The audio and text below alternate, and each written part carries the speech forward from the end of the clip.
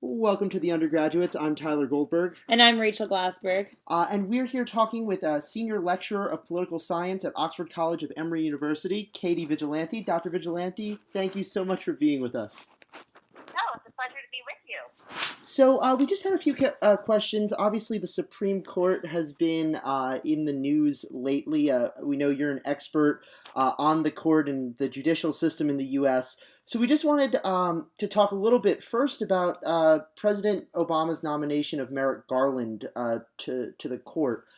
Could you just talk a little bit about this nomination and what you think its effect on the upcoming political calendar will be? So the election and the end of President Obama's term. Well, I think maybe you have the era going the wrong way. I think there was this extraordinary vacuum created by the unexpected death of Antonin Scalia, who, of course, is sort of this lightning rod figure of the right, placing the court in a 4-4 liberal versus conservative position on many issues. Many issues that may not be the case, but on several issues that is the case. And so it set up this sort of opportunity for Obama to really change the course of the court. And it's been one of those institutions that's really dogged the left for decades now. We really have not, where the left has not really been able to move the court in terms of nominations, either because there have not been enough retirements of personnel. And of course, the retirements of personnel that have happened have been replacements of swing justices that, for example, O'Connor's replacement by Alito pushed the court perhaps even further to the right. So this is a seismic shift that Obama could impose on the court. And of course, he, according to Article 2, shall appoint, and the Congress shall advise and consent. And what's going on is the Congress, or the Senate right now, is controlled by Republicans, and Republicans are using their power to try to prevent Justice Garland from even getting a hearing. Now, the political process, I think, is affecting that behavior. So if you're Mitch McConnell and you're Chuck Grassley, who heads, the Judiciary Committee, right, you're looking at the election and you're thinking, okay, what's in front of me? You want to wait a little bit to determine whether or not you have, for example, a Trump, which is seen as, cataclysmic disaster for the Republicans down ballot. Right. And that could probably mean that if that becomes, the more that becomes likely, I would expect the more movement you might have from leadership to be willing to hold hearings. Sorry, continue. No, I was just going to say, so from my point of view, it was sort of like this event happened with his death, this opportunity to shift the court in a significant way, even though Merrick Garland, I think, though would push the court to the left, would be a drastic shift.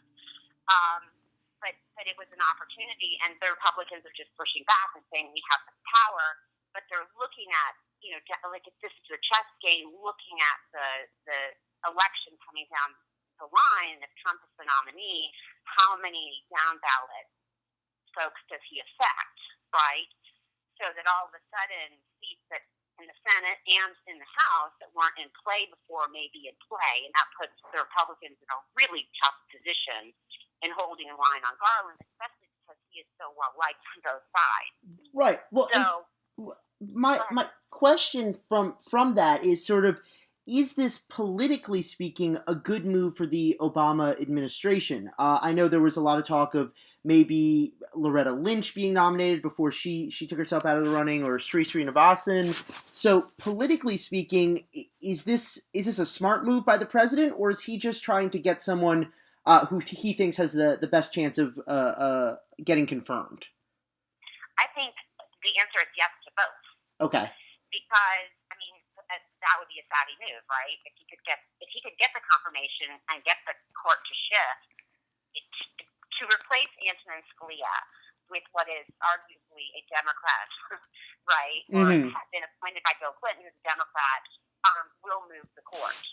Now, it won't move the court, I think, as Loretta Lynch would, certainly, or, other potential names you could think of that would sort of be a firebrand, but I think it would also sort of put the Obama position in a defensive posture if they had done that, because then they would be saying, look, you're putting someone up that is a controversial figure, see, it's all political, you just want to move the court to the left, and instead he put somebody up there who arguably is sort of what is as close to a quote-unquote sort of strict constructionist, although that language is misused, but as you can, get. So it to me was intelligent because it makes it very difficult for the Republicans in the Senate to make the argument that this is just a political move and he's trying to play politics at the court. Instead, you've noticed the language change. McConnell began by saying, that this should be the people's choice, right, to elect the next president and decide who is the nominee. And then he's changed to, well, it depends on who the next president is. Mm-hmm. Mm-hmm.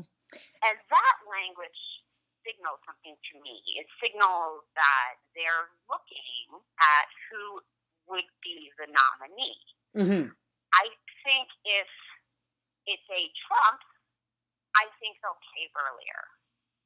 I think if it's a Cruz, I think they may hold out, not because they have any intention of winning the presidential election with Cruz, but because he won't damage them down ballot the way Trump would. And you can see. Oh, go ahead. Oh, no. You can go ahead.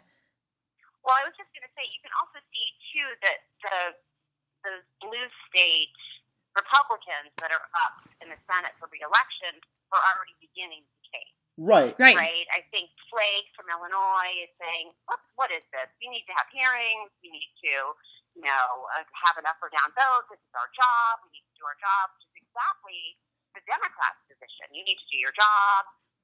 Nobody gets to show up to work and not do their job. They're talking about it as this is your constitutional responsibility, and he's echoing that. And I think that he has to politically do that in the blue state. And so that, not that Mitch McConnell's going to have that language, but it's interesting that, to me, that he sort of shifted to, well, we need to wait until after the next presidential election. And with that kind of like debate that's been going on, Tyler and I have been critiquing a lot of the nominees, like nominees, oh my God, the candidates, like Ted Cruz, who says, Obama should hold out. It's not his job to nominate anyone, et cetera, et cetera. So what we are wondering is, do you think there will be any progress on the nomination and confirmation? No. I think. What? I'm sorry, I had trouble hearing you. Oh, on the confirmation, do you think there'll be any progress whatsoever before, I guess, the conventions over the summer? Do you think there's going to be any meetings, any hearings whatsoever? Again, I think it depends on how much closer Trump gets to the nomination. The closer he gets to the nomination, I think the more nervous the Republicans get, and the more they may be willing to play. I think if you're looking at it strategically, and you're Mitch McConnell, and you know that you're going to lose seats and probably many more with Trump, and you're looking at the idea that of a Hillary Clinton presidency, and then she's perhaps during recess they go ahead and confirm him. That's sort of what most people are thinking, but it could potentially happen before that if it's really looking like the Republicans are sort of in disarray and they really can't hold the line. It may be that the blue state folks that are up really just make a huge stink and really sort of hurt the brand even more, which is something that you have to consider. Now, there aren't enough blue state Republicans up for re-election to to make it possible to overcome the Republican majority that are locked up right now, saying we're not going to go through hearings, we're not going to go through a vote, right? We're not going to go through a confirmation process. I mean, most of the Republicans on Capitol Hill are not going to meet with Merrick Garland. So if there is no confirmation, will that affect down-ticket races significantly? I don't know that it would. I don't know if there's no confirmation that it would hurt down-ticket races significantly. I think Trump being on the top of the ticket will hurt them. So it would be hard to parse out how much not confirming Merrick Garland will be from that. But I think that to me, if you're Mitch McConnell and you're saying, we're going to play politics and we're going to hold on, I think you do so until it becomes absolutely necessary for you not to. And then you sort of take the lesser of two evils, which is, Merrick Garland to be more moderate, you're willing to swallow that pill, versus a potential Hillary Clinton nominee who may look a little bit more like a Loretta Lynch. Mm-hmm. And that, to me, is sort of, where the Republicans are going to, be pragmatic about this. Right. So, and that's more likely to happen during sort of that lame duck period. Yeah. That was my next question. Again, sort of from a political strategy standpoint. At that point, let's say Hillary Clinton is elected in November over Trump or Cruz, but we'll say Trump for argument's sake. Or do you think if Trump wins the election? No. If Hillary were to win over Trump. Oh, right.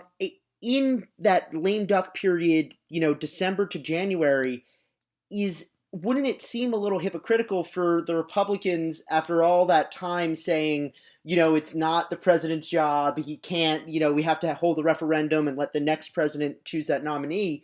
Wouldn't it hurt them even more politically if in that lame duck period or that extra lame duck period, if they said, oh, forget about it, we're just more scared of Hillary's nominee, so we'll push through Justice Garland? I think, again, if they do it during lame duck, they'll get Garland. Okay. If they don't, they'll get Hillary Clinton's nomination, who will not be Merrick Garland. So you don't think there's no chance she would renominate him, or I don't even know. Uphold the his nomination? No, I think his being elected is, or nominated, is, we're really confusing things thanks to the Senate. His being nominated to begin with was sort of, in many ways kind of a brilliant move by Obama, because the Republicans cannot say he's a political appointee. Now, there are going to be, these groups that are going to investigate him, and he can vote against, for example, in the D.C. Heller case, he sided with, the handgun ban in D.C., so they can pull that out. Mm-hmm. There are a couple of other decisions that, the D.C. Circuit doesn't touch a lot of the sort of like abortion and some of these other sort of socially conservative issues. Right. So, he's definitely more in terms of criminal justice. He's more, pro-prosecution. So, it's really hard, I think, for Republicans to stand up and say Merrick Garland is sort of like this political lightning rod. So Obama's throwing them the most qualified person that they should have no problem nominating. The problem is that it'll change the court. And they've controlled the court for decades. And they're not going to shift control of the court until they absolutely have to. I don't think Hillary Clinton would renominate Merrick Garland. I think Merrick Garland is being nominated because he's the perfect nomination for the context. I think if Trump v. Hillary happens and Hillary wins and the down ballot losses by Republicans happen, I think you better believe that there'll be a much more liberal nominee. Mm-hmm. And they'll have a much better chance of passing. So just backtracking here a little bit, if Trump in this hypothetical scenario, which is becoming less and less of a hypothetical scenario, becomes the candidate, do you see or foresee a fallout in the Republican Party? Do you see a split here between the Tea Partiers and the people that used to be Republicans at a loss? Look, if you look at the exit poll data, it's really fascinating.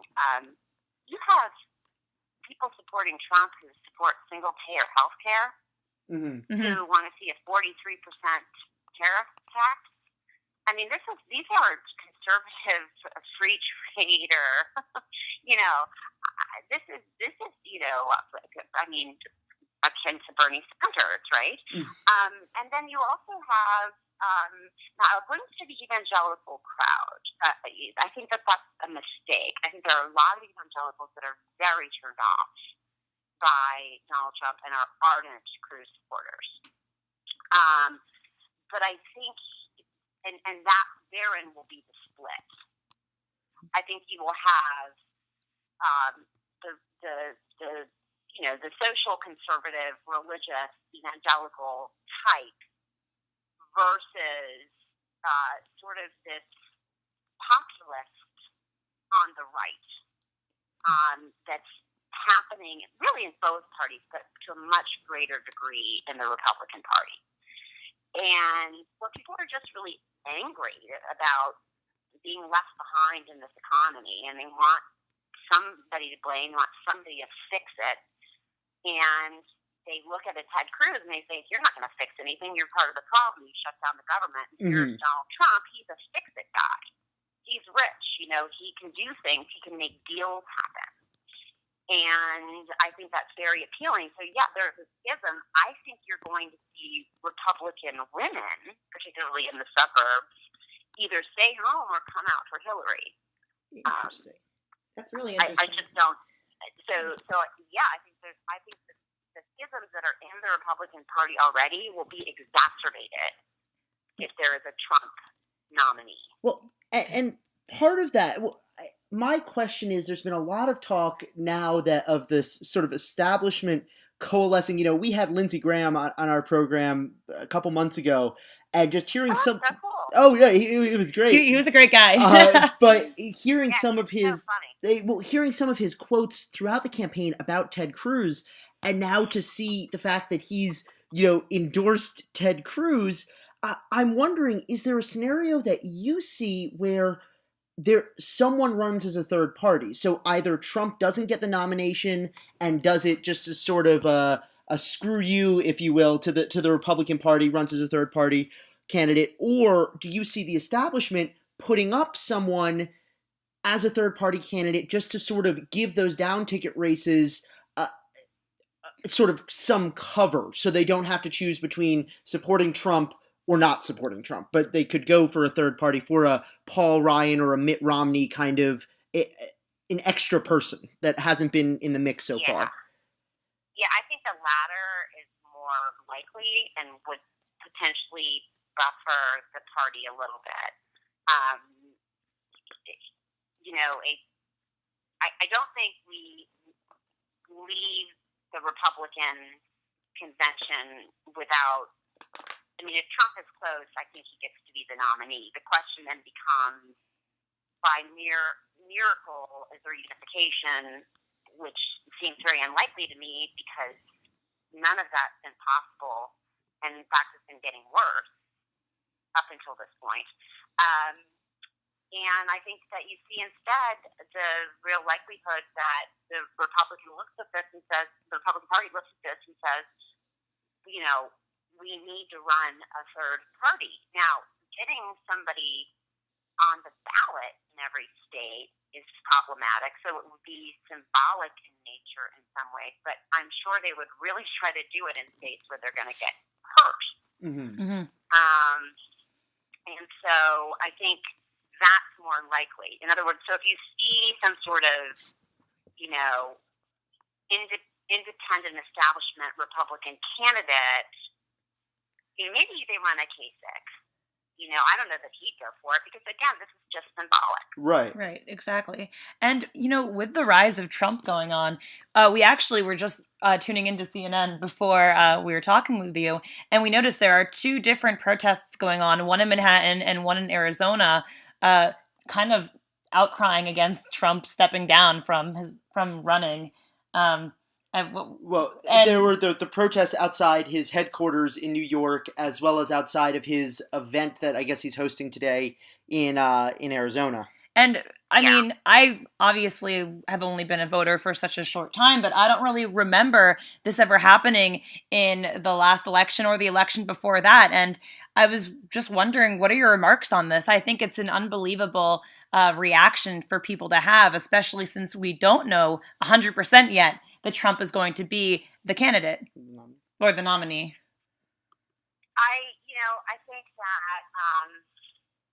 I think Trump is, not to use I almost feel bad for speaking of the dead as lightning rods and Donald Trump in the same sentence, but, Tony Scalia and Donald Trump are lightning rods. I mean, they are very, now for different reasons. Mm-hmm. I would say, Scalia was clearly on the right. Trump is sort of this amalgam of authoritarianism, populism. He's Trump. We don't know. Just Trumpism. I think it's really, and it's a perfect name for that, right? Mm-hmm. Yeah, definitely. But I think he has this capacity to really bring out the poles against each other, right? So. Mm-hmm. And to demonstrate how so on the conservative sort of right, and then on the left, the move on folks, right, mm-hmm. that are really trying to say that this person is antithetical to who the United States of America is, comparing him to a Hitler or other authoritarian figures, and the Republican Party has used that language too. That's not. They're certainly stirring up people.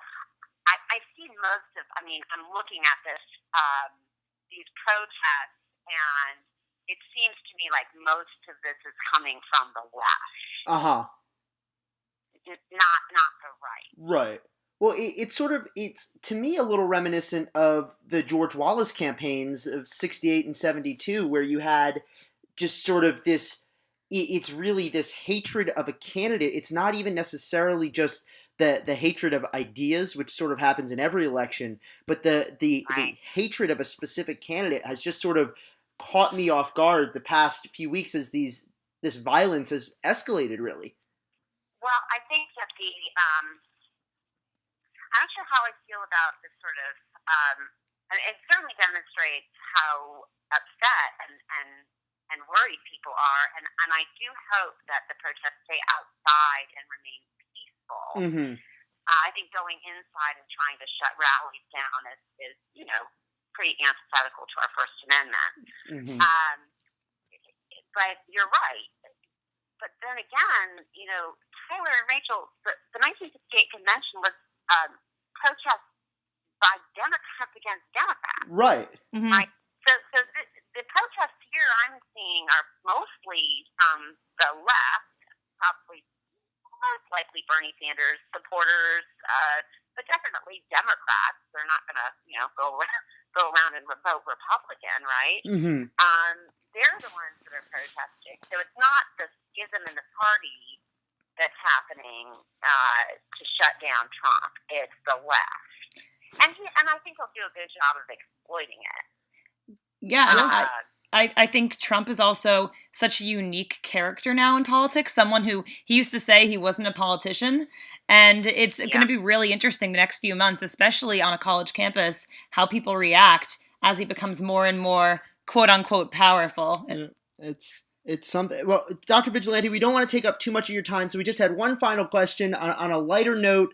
It's a question we ask of all of our guests on the program, knowing that you are both an Oxford alum and an Emory alum and an Oxford professor now. Going back to your college days, what was your favorite song in college? Because we would love to play it as soon as this interview concludes on our show. Oh,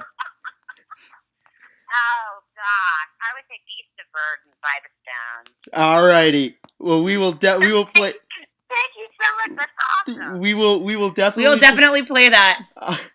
Dr. Vigilante, we just want to thank you so much for being on our program. And it was a pleasure talking with you, especially a woman who is involved in the political atmosphere of today. It was great speaking with you. I know Tyler loved having you as a professor. I am sad that I have never taken a poli-sci course at Oxford, terrible. but I hope to meet you in person one day.